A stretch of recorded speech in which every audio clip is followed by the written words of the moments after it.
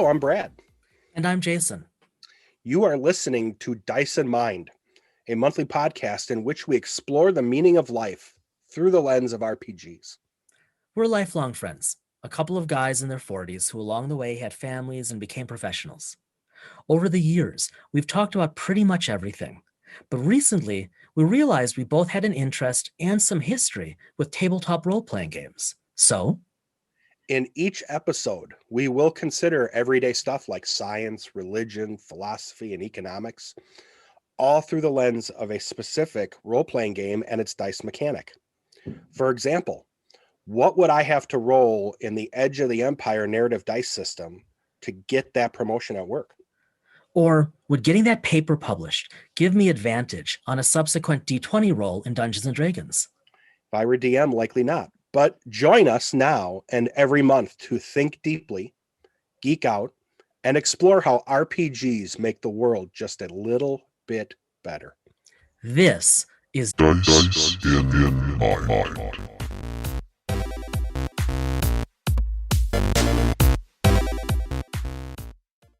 Hi, I'm Brad, and this is Jason. and welcome to the premiere episode of Dice in Mind. I am a professional in the technology and IT fields. I have had an interest in RPGs since I was a kid. I played D&D, I played Starfire, even some D6 Star Wars, off and on, not heavy. We did that till I did that until my 20s when work and family and education took priority. And then I stopped playing and didn't play for years.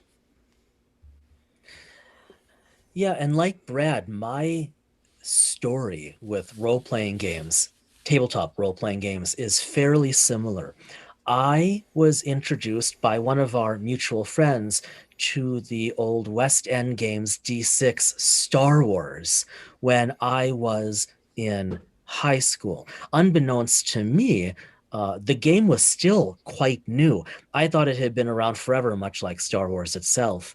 And so I played that probably into college, through college, intermittently, and a little bit into grad school whenever I was home visiting. And then, just like Brad, at some point between school and eventually work and marriage and family, I I just stopped playing. But the joy I felt playing Star Wars role playing specifically never went away, and I often thought about it. Fast forward to about 3 years ago. It was actually a Thanksgiving weekend, and I decided, you know what? To heck with this. I really miss it, and I've missed it for a couple decades. I'm just going to bring role playing back into my life, even if there's no one to play with me. And that's when I discovered, mentioning it one day in passing to Brad, that even though essentially we have been lifelong friends, somehow we had never talked about a mutual interest in RPGs. And I've always been almost a collector of RPG books. And I've liked to read them so much like Jason, even though I didn't really game as time permitted. I would pick up books, whether it was at half price books or at library sales or whatever the case was. I was always fascinated with the the mechanic of it. Jason said we've been friends for decades. And we decided, I remember us going to a gaming store together and picking up a Pathfinder book. We decided in early 2019, prior to the pandemic of 2020, that we would get back in and start gaming together. The more we played, though, the more we found that the mechanic discussions we would have started to overlap with the things we would talk about in relation to economics, theology, faith, religion, spirituality, philosophy, science and art, all sorts of things that we had always spent time talking about forever. And we started seeing this parallel type of discussion where we would see bleed over between those topics and RPGs. So we started having these discussions and finally realized, or over time realized, that we wanted to move this into a podcast form. I'll let Jason address this more even in a second. I feel like this is a unique topic in the world of RPGs. So we wanted to put it out there and show our interest in it, because we feel that interest in these type of topics and in this realm as well. We feel that this fits a unique niche in the RPG and even in the podcast realm, and truly believe there are others out there like us. And we hope that this information and this podcast will feed that part of you that has an interest in it. And maybe we all can find ways in the future to be able to communicate and talk about this together. And so what you can expect from us, and we anticipate that these episodes will be monthly. What you can expect from us is, beginning with this premiere episode, as Brad said, we are going to choose a system, a game, maybe an entire canon. And we're going to talk about that world, talk about that canon, be it large or small, and we're going to honestly geek out to a larger or lesser extent on the dice mechanic. We really do enjoy talking about the dice mechanic. And one of the reasons we're offering this podcast to you, our listeners, is because we think that dice mechanics from role-playing games can be fun ways to quantify real life, in the sense of, what would I need to roll for that? Or can this help me to think more carefully or more deeply? And so that's what we're going to do with every episode. We are going to explore a world or canon. We're going to dive as deeply as we know how into its dice mechanic. And then we're going to connect it to those other higher level real world topics, often abstract, sometimes concrete, that we just find so interesting. Fair warning, when we eventually in episodes get to Star Wars and especially Star Trek, we're probably going to go long. Yeah, we'll go a little long because we tend to go long when we talk on the phone about these topics. We'll schedule and say we have 30 minutes, and then an hour and a half later we realize that we only got about 15% into what we really wanted to talk about. That's right. So this is a way for us to take those conversations and in effect put them out there for other people if they're interested. I think the thing will be to translate what is a very organic type of discussion that Jace and I have regularly, whether on whatever communication medium. And we were doing this before the pandemic Zoom craze. Take that and apply it into a podcast form. We have never had a problem coming up with material to discuss. On that note, it's probably worth mentioning that I am in St. Paul and Brad is in Milwaukee. So we're used to using Zoom and all kinds of social media platforms to do this. But I guess that's all I wanted to mention, that like so many things today, we were already doing this, if you will, nomadically. Yeah, and so we've had to adopt. I mean, sometimes we play in a group. Sometimes we've been working in the D&D duet form, and we'll get into that later potentially. So applying remote gaming in a two-person form with a GM like myself who has never GM before. Jason, you've GM'd in the Star Wars realm. So we've learned as we've gone along. We are not the hyper experienced lifer gamers that other people have that you'll hear out there. That's right. So that's our disclaimer, that we don't purport to be expert at GMing any game. So we would love to receive your email in terms of insights, thoughts for future episodes, gentle corrections on, well, have you thought about this mechanic? But please don't send us your hate mail about, well, on page 345 of the 35th manual, it says this, because I can guarantee we're not going to know, and we might not even care. Because when we play, I think like so many others, we want to put the narrative and the story first, um, but then have fun with the mechanic, wouldn't you say? Yeah, and I would say probably you can attest to this. I call out the term DM prerogative, and I probably should, just to keep the narrative and the story going. Um, Between you and I, we both work in our own separate ways. We work with data, Hmm. so this stretches us. This creative, and we'll talk about what we've been doing with D&D. But we both work in realms that are data oriented, business science oriented, and this is taking us into a different area. But the bleed through is it's unavoidable. But we found a way to make this all work. So yeah, as a budding DM, um, for those of you who are experienced, I probably would not be your favorite DM, but um, we're growing. That's another reason for us to do this.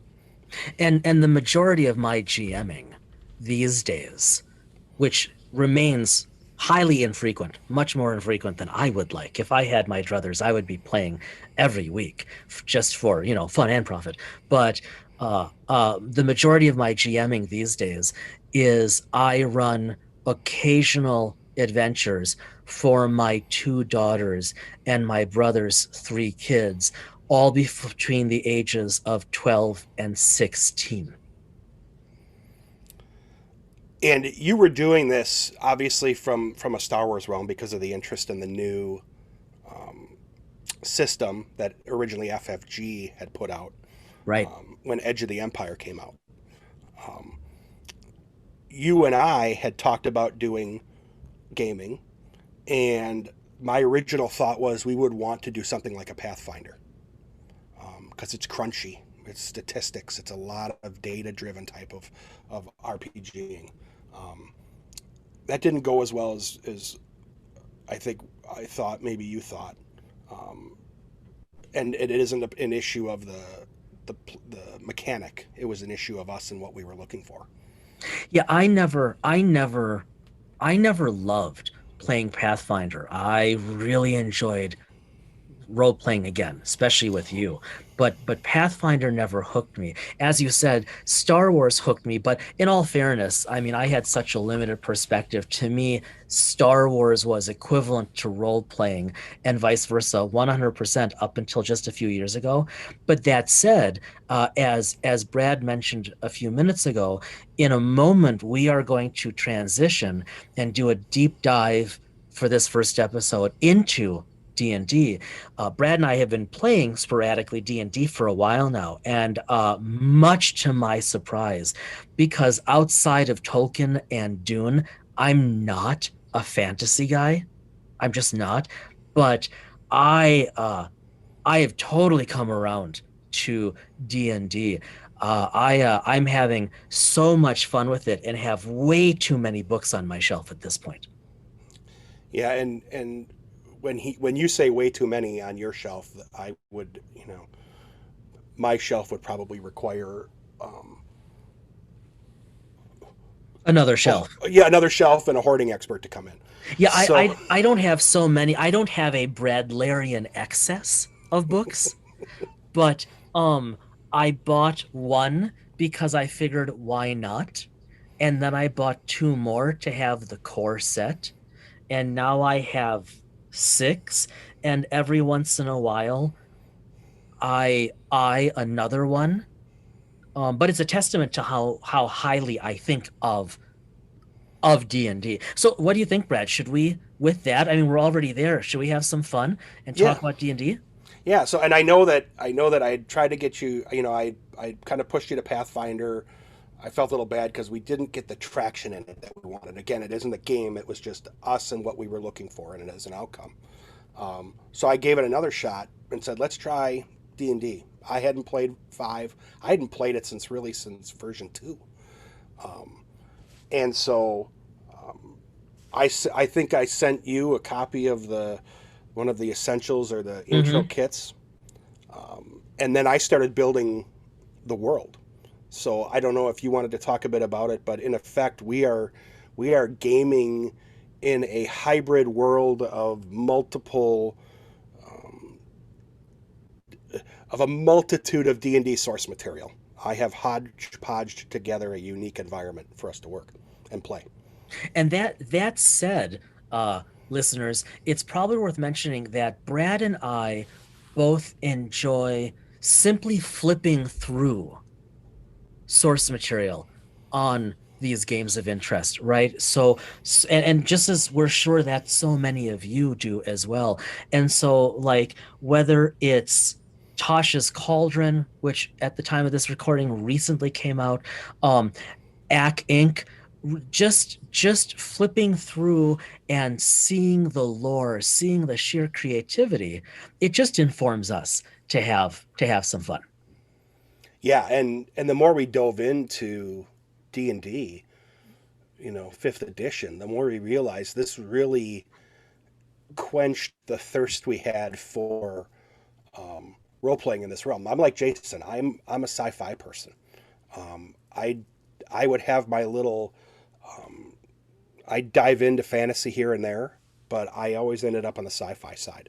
So we were both probably a little skeptical to see how this would play out.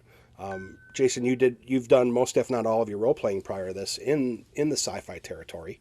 Oh yeah. So we were going to learn this together, and that was also the fun of it, was learning the mechanic together Hmm. and Hmm. understanding how the probability. I mean, for me, like, to roll for X or Y, you know, if I need to get 2 reports done, how do I prioritize which report will give me the best exposure?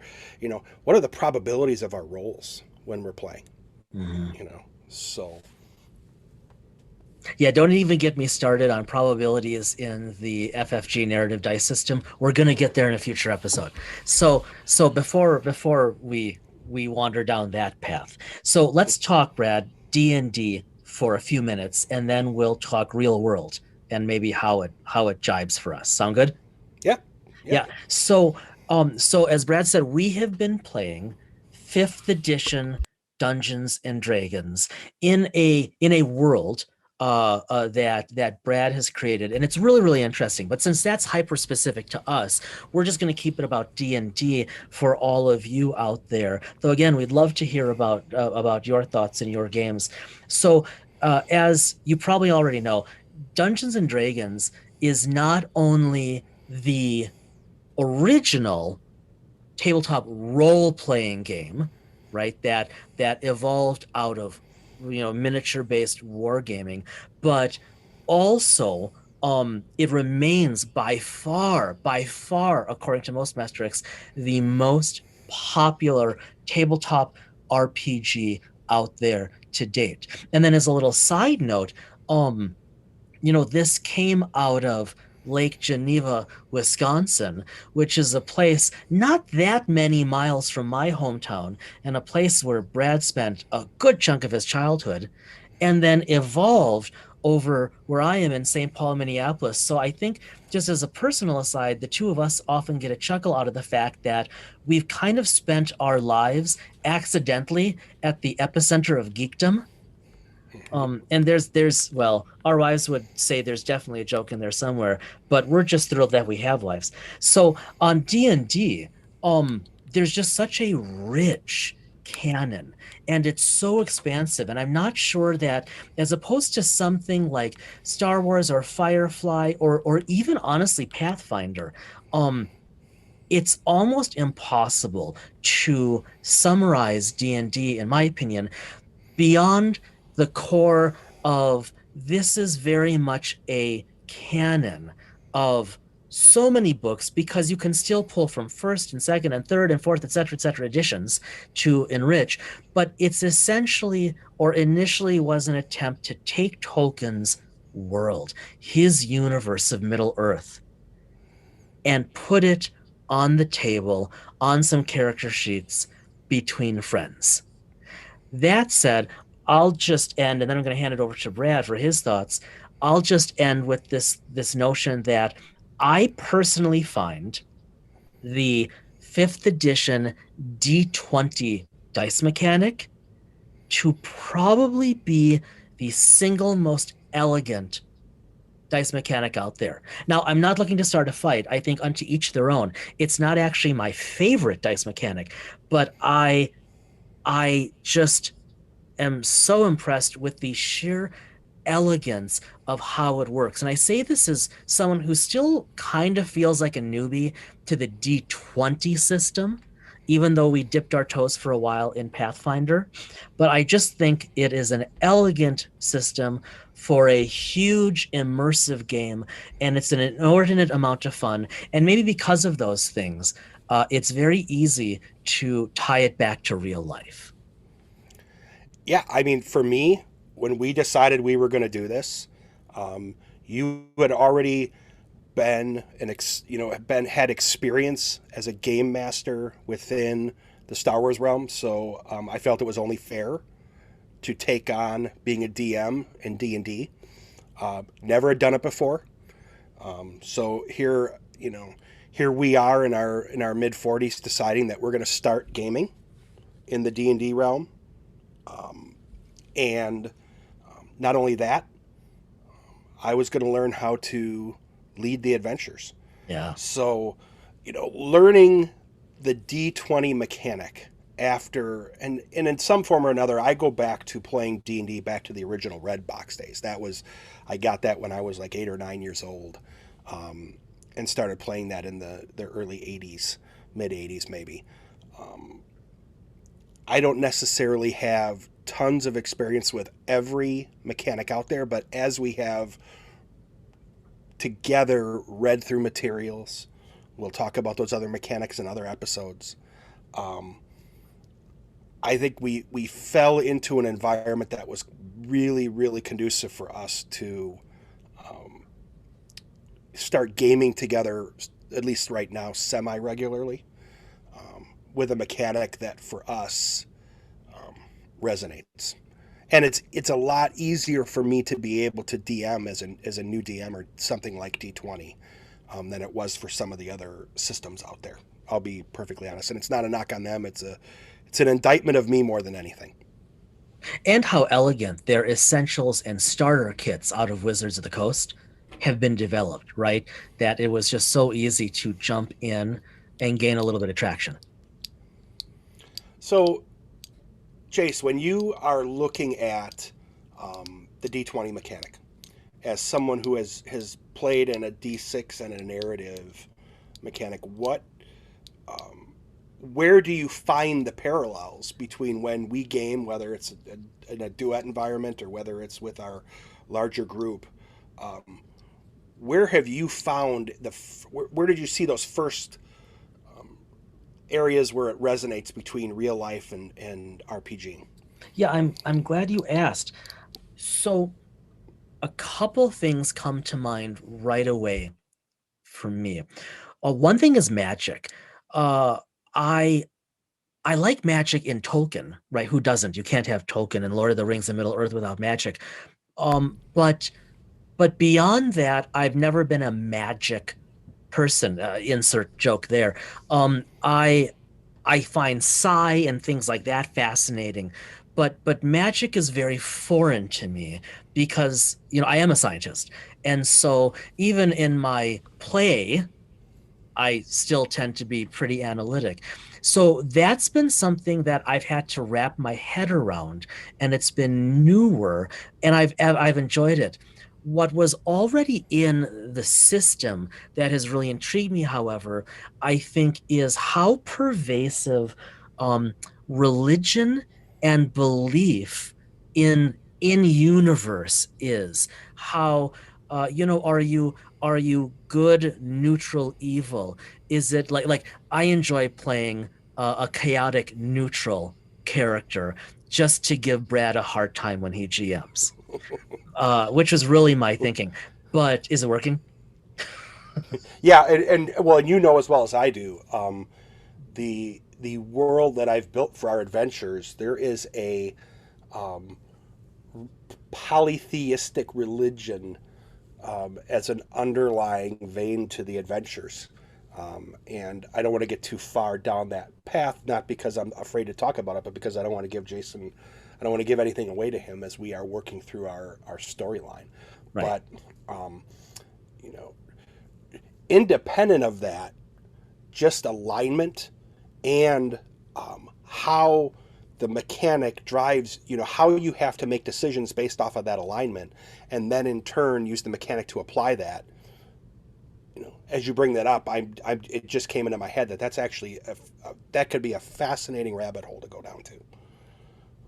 So how about you, Brad? Because right, so for me, one of the many things is the religion and belief structure in D&D, because I just find it so intellectually compelling to try to really get into the mindset of, if I were alive in that world, right? If I were in Faerun, then what would my life be like?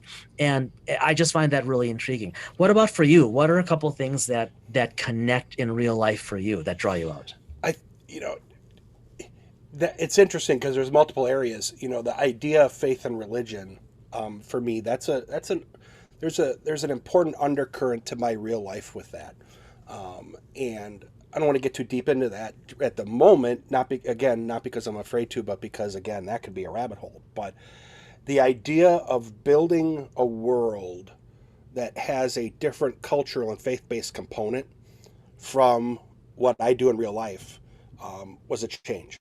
I think this idea of watching, just in all honesty, and I'm digressing from the question a little bit, but watching you play a character, based on how long I've known you as a scientist, um, your character your character's different. There are some underpinnings that I know it's you, but on the flip side, your character, Lothal, um, is someone that is starting to work its way into the world of magic and psionics, which to me, if we would have been 10, even 10, 15 years ago, I think would have probably been a non-starter or a disinterest. If and I'm putting words in your mouth, but I don't know if he would have had that much of an interest in that at the time. I think you're absolutely right. I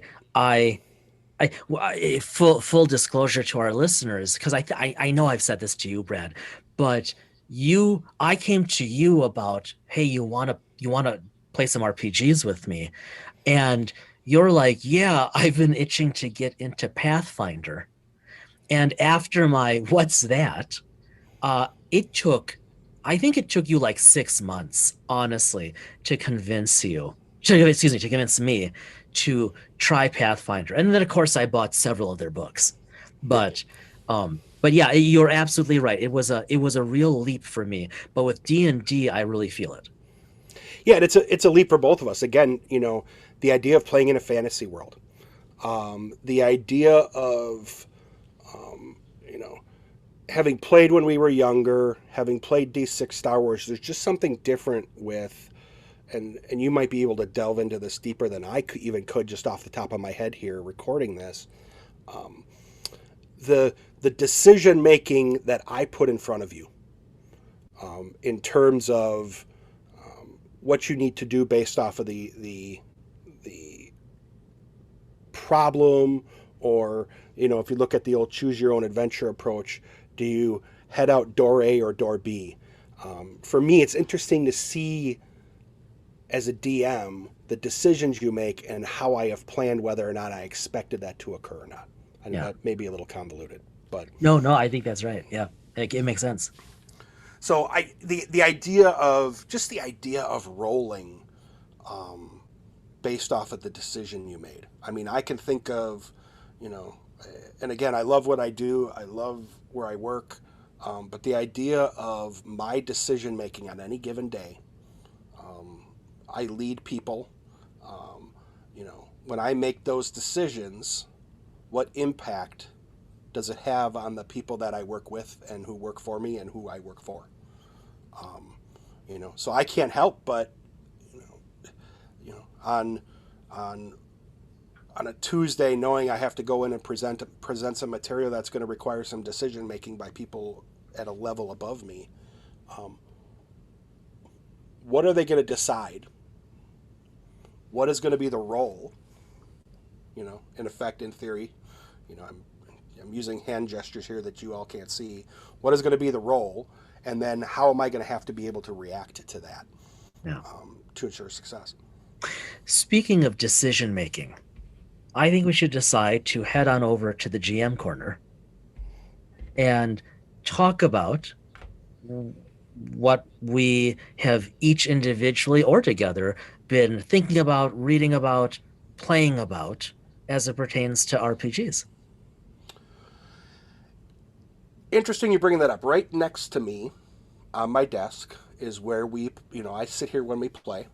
So I have some of my 5e material, some of the source books here, but I also have, in effect, some maps and things that I've printed out because I still am. I have probably overdeveloped the environment we are playing in, but I also have, based off of a prior conversation we had, I have the older Firefly RPG source material here, and I have Fate. You and I have talked about applying the Fate mechanic in a Star Trek type of realm. Mm-hmm. So it has. I keep coming back to that, even though I'm trying to focus more on 5e. I keep coming back to that just because of our sci-fi interest. How about you? I was going to mention something else, but instead I'm going to stick with this because, yeah, it really intrigues me. So, as you said, we've been talking about, and I've been playing with the notion personally of how could I do something RPG like for Star Trek? And I say this as someone who has a number of the FAFSA and other earlier Star Trek RPG books, and I'm going to be honest, all of which were terrible, right? I just bought them back in the day because I thought they'd be interesting source books for thinking about Trek. But as you know, because I sent you and another one of our good mutual friends, I sent you some screenshots recently because I've been on winter break because it's academic winter break right now, and I took some time early a couple weeks ago and used the Fate accelerated system to design an even slightly more slimmed down dice mechanic and character and vehicle sheet set so that I or we or anyone, but really we, could play Star Trek really, really easily, really, really quickly, utilizing the Fate dice. I haven't tried it. We might never try it, but I remain optimistic that there will eventually be a Star Trek RPG that I really want to play. No knock on Modifius's uh, system because it's just so beautifully professionally produced. But I don't want to be limited to just playing in Starfleet, and the 2d20 mechanic is just not doing it for me. Well, and with Star Trek, especially with Star Trek, especially even more maybe even with Star Wars, we didn't really talk a lot about the economics within the D20 realm, mostly because as a DM, I haven't really put you in the position where we really have touched on that realm of that world, economics. There are books out there. I can remember back to us talking about the physics of Star Trek and Trekonomics, and I can imagine I can see you sitting there with the books that we talked about in the '90s, the technical manuals. Oh yeah. The DS9 technical manual, the Next Generation technical manual, and using that material even with other Star Trek material to try to build a system. And I think that's really, this is our first episode. That's kind of the crux of it is reading the material. What you've been doing is reading the material and then building a mechanic that you think will work well with that material to drive a narrative Right.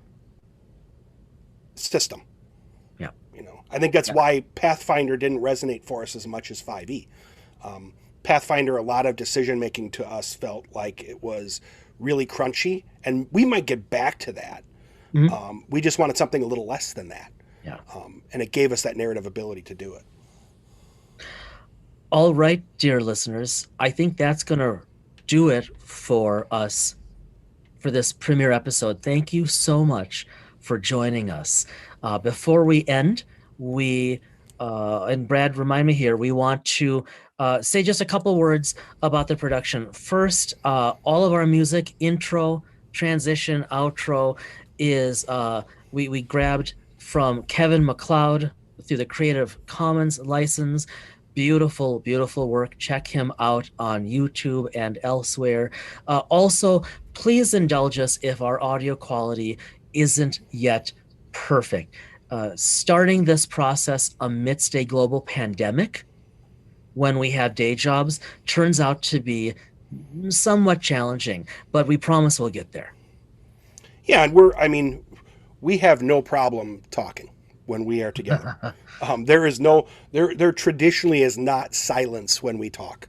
So we are trying to make sure that we continue our discussions in a free-flowing way, but account for the fact that others are listening now rather than it's just us two talking. So you'll hear that change over time as we get more comfortable doing this. Again, this is hardly the only time we talk during the week, is in a podcast. So That's right. The material is out there. We've already talked about so much of it that we have probably episodes of materials just ready for us to go with. It's just a matter now of building and getting in a groove of doing this. Yeah. So thanks so much for listening. Please truly reach out to us via email at theguys@diceinmind.com. That's theguys@diceinmind.com. And be well. Take care, folks. Be safe.